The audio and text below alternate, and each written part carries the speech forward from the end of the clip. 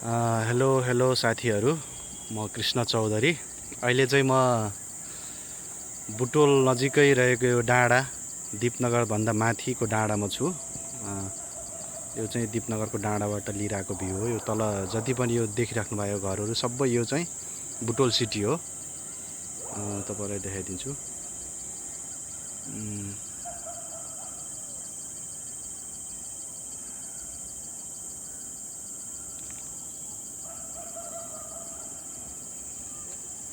यो चाहिँ सबै बुटोल सिटी हो के अरे।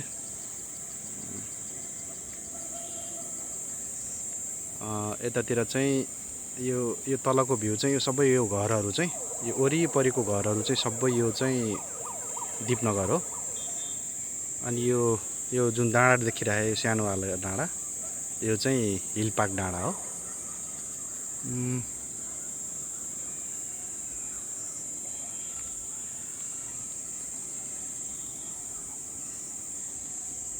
हेर्नुहोस् है, बुटोल कति राम्रो छ। यो बुटोल नजिकै रहेको यो सबै पहाडी हरियाली सबै सब यो जङ्गलले भरियो।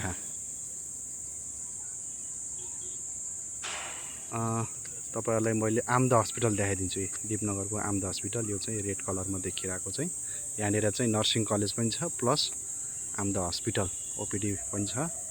ओटी पनि यही हुन्छ के अरे।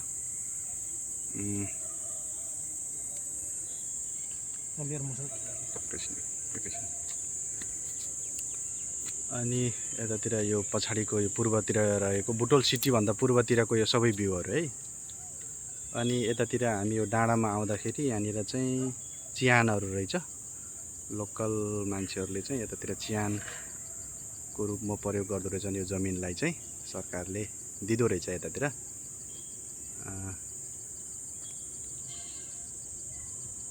यो सबै हरियाली है, बुटोलकै हरियाली हो यो।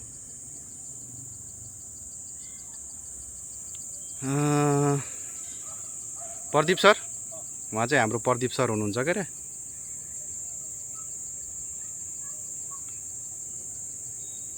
के भन्न चाहनुहुन्छ तपाईँ बुटोलको बारेमा, बुटोल सिटीको बारेमा? बुटोल एकदमै राम्रो सिटी हो। यहाँ अहिले धेरै राम्रो वन जङ्गलहरू हरियाली वन जङ्गलहरू छ।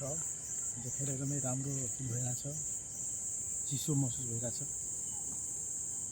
बुटोल सिटी भनेको अब ठुलो भइसक्यो के अरे। यहाँ जस भनौँ न 6-7वटा जिल्लालाई एउटा हस्पिटलको हब नै बनाइदिएको छ। एउटा भनौँ न मेडिकल उसमा चाहिँ फिल्डमा चाहिँ हबै हो होइन। 6-7वटा जिल्लाका मान्छेहरू चाहिँ सबै आएर चाहिँ यहाँ चाहिँ ट्रिटमेन्ट गर्न सक्छन्। अहिले चाहिँ बुटोल सिटी चाहिँ धेरै ठुलो हुँदैछ अहिले। हेरेर इन्जोय गर्नु होला। लाइक, सेयर, कमेन्ट सबैले गर्नु होला ल। हस्, धन्यवाद।